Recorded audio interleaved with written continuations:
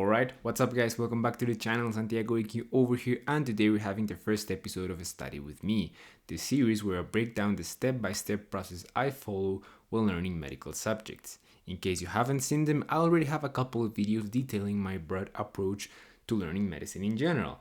But with the Study With Me series, you'll actually see through an example everything I do from start to finish to learn topics. And the hope of this series is that along the way you can find some useful practical tips that can help you take your studying skills to the next level. And without further ado, let's get to it. Okay, so in today's session we're learning microbiology. More specifically, we're learning about chromoblastomycosis, which is a totally new topic for me, and thus I'll walk you through my approach to learning new content. So the first thing you should do when exposing yourself to new topics, especially with microbiology, is to try to embed them in a way that feels familiar to you. This is crucial because it will ground the topic into a familiar structure and help you recall the information more easily. If you don't have a general structure, you should probably spend a few minutes building that first. Fortunately enough, I do have a good way to embed fungi, which is to classify them into yeasts, molds, or dimorphic fungi. Now, to make the embedding process explicit, I just create folders in OneNote with each one of the big categories, and then I create a blank page for the new fungi. Step number 2 when learning new information is to decide to which depth you'll need to learn. Because one thing you quickly realize is that details in medicine are infinite, and chances are, if you try to learn each and every detail from each and every topic, you'll just waste your life in front of a computer trying to grasp everything by retaining nothing.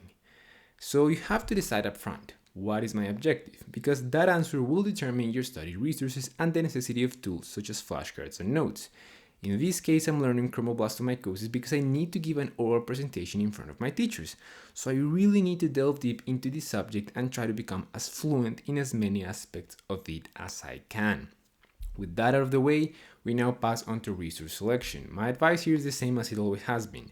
Leave the books for the basic concepts like physiology, and for the clinical subjects, prefer review articles, databases, and lectures. You should try to find a main reading that gives you an overview of the subjects and use the other resources on an as-needed basis as complementary readings. As you can see here, a bunch of case reports and case series popped up, and as a rule of thumb, I suggest you to stay away from them and stick with the ones that say either seminar, update, or review, like this one. I also tried my luck with UpToDate and Medscape, which are awesome medical databases, and after skimming through every good article I found, I opted to go with UpToDate as my main article, mainly because it covered everything I was looking for and wasn't as extensive as the other readings. And now we get to the fun part. So, the first thing I do when learning a new subject is to copy all of the images, graphics, and tables of the readings and paste them into my notes, before even trying to read the first sentence of the article. This may seem weird, but honestly, it's one of the things that makes my study most efficient, and for several reasons. First, by doing all of the copy-paste up front, I get to focus on reading once I start, and I don't have to keep juggling back and forth, disrupting my reading flow. Second, by pasting all of the images and tables up front, I realize that a bunch of the things that I would take notes on are already stated in those graphics, saving me from rewriting a bunch of stuff that I actually don't need to. And third, by skimming through the images as I copy and paste, I get my first exposure to the topic, and believe me, just doing that can help you tailor your strategy moving forward. Now, all the images, tables, as well as the text that may come up will be pasted into my notes using my 2-axis note-taking system. In case you're not familiar with it, this just means that all of the main ideas and titles are pasted in a vertical axis, while the information and examples of those ideas branch from them horizontally. This helps me create a mental hierarchy to learn the topic and feed a bunch of information without getting too messy. The next thing you'll notice is that I'll spend quite a few minutes on Canva creating PNGs to include in my notes.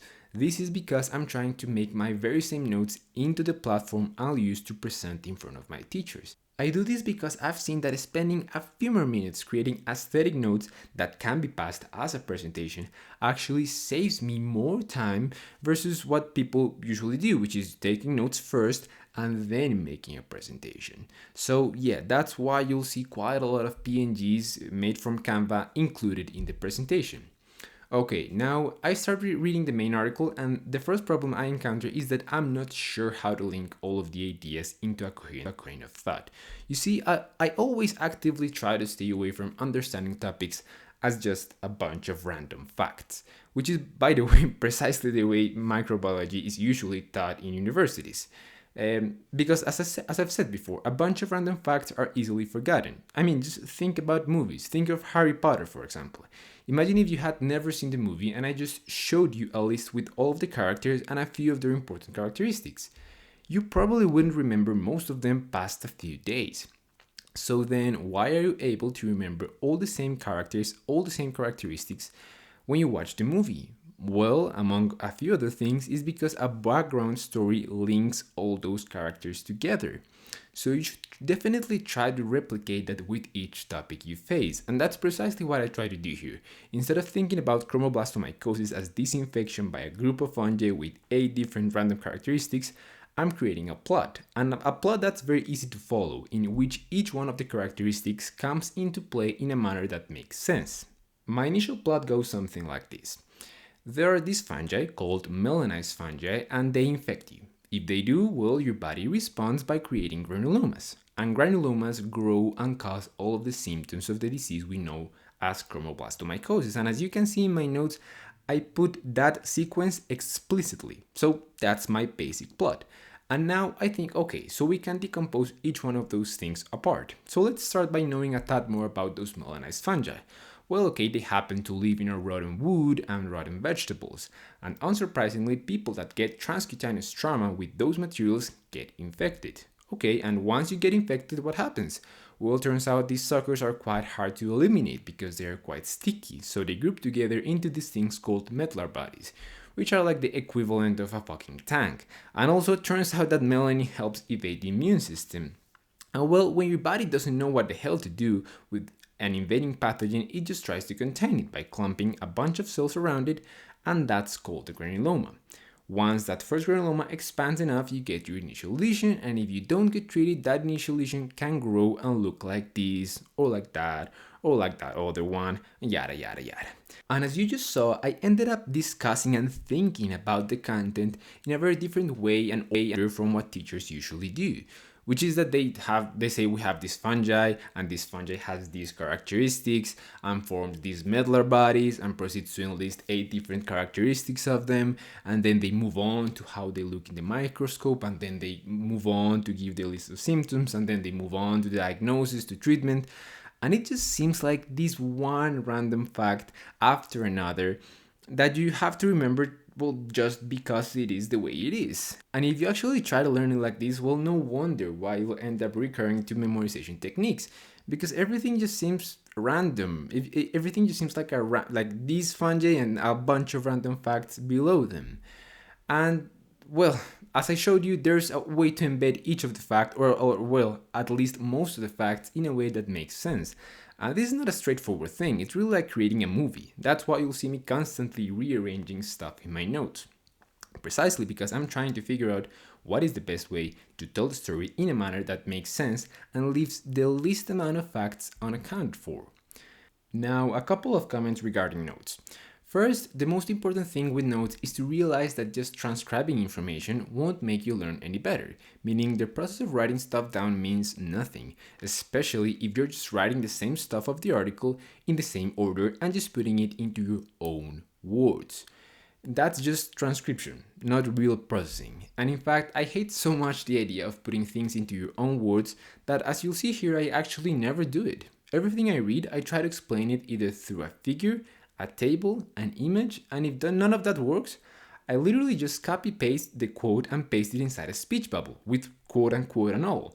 Because again, I just don't think that translating technical language into shorter, less technical language does anything for learning. Real processing, as far as I can tell, involves a true integration into a framework of knowledge, and it's more about distilling the information and rearranging it rather than transcribing it. I care so much more about where I can put this idea in a way that makes sense than of how can I write this idea. And that's kind of what I meant in the video where I talked about using your notes as a pensieve, Meaning, the most important part is not the writing per se, is what you do with the stuff once you wrote it. How you rearrange it so it's easily understood and remembered by you. And if you don't know how to do this, literally just try to explain it. Your mind will automatically develop a train of thought to follow. And if you feel that going from one idea to the next feels forced, it's probably because you haven't linked all of the ideas as good as you should. So try to see if you can do a better job with that. I also try to pass everything through an importance filter.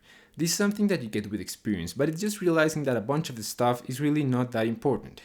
For example, I read about chromoblastomycosis and I came across the HLA subtype that gives protection to the disease. Well, yeah, that's a cool fact and all, but to be honest, I'll probably never use that in real life. So I don't even bother understanding or even memorizing those details, and let alone including them in my notes or in the plot. And well, for the next couple of hours, I pretty much just did the same. I kept on reading, taking notes, processing those notes, mostly processing, mostly rearranging the information to be honest. And once I was finished with the main article, I passed it through a quality check. I highly encourage all of you guys to run quality checks on your presentations, especially when you'll be giving oral presentations in front of your teachers. The way I do this is easy. I just look for a university lecture or something similar on the topic. And if I covered everything that the lecture did, well, I think I'm all set. So I did exactly that. I listened to a Mayo Clinic lecture that was easily found on YouTube on the subject while I had lunch. I realized through this that I needed to include a bit more information on the taxonomy of this fungi, so I went ahead and read the part of my complementary article that addressed that topic. I complemented my notes and thus finished my presentation, and the last thing I did before wrapping the session up is I passed to use my favorite study technique to see if I grasped everything that I needed to grasp. So I turned off the monitor, I grabbed my whiteboard, and I did as if I had to give the lecture without my notes to my professors. This allowed me to realize that yes, in fact, the train of thought I created was solid enough because I could logically arrive at the sequence of facts without depending on my notes. I also realized that a couple of details of the clinical classification weren't that solid, so I decided to spend a few more minutes practicing them. But other than that, I felt confident articulating my words on this disease. And well, that brings us to the end of this study with me session. I've never done this before, so I really don't know if this was what you guys expected or not. So if it was, or if it wasn't, or if you have any suggestions, please leave them down in the comments so I can keep improving my content for the next episode. But for now, thanks for tuning in, and as always, I'll see you guys in the next video.